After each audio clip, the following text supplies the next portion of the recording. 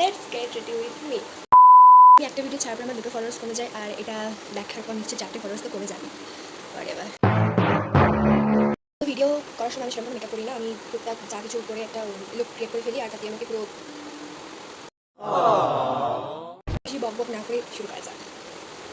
Moisturiser already লাগানো আছে, এবার লাগাবো ব্লাশ। আমি জানি আমার মেকআপের কোনো হাতা মধ্যে নেই, আমি কারপর কী লাগাই নিজেও জানি না, কেউ জানি, তো আমার মেকআপ দিয়ে কখনো মেকআপ করতে যাবো না। তো আমি ব্লাশ লাগাবো, তাও আবার লিপস্টিকটা দিয়ে, যেটা কবে আমি নিজেও জানি না।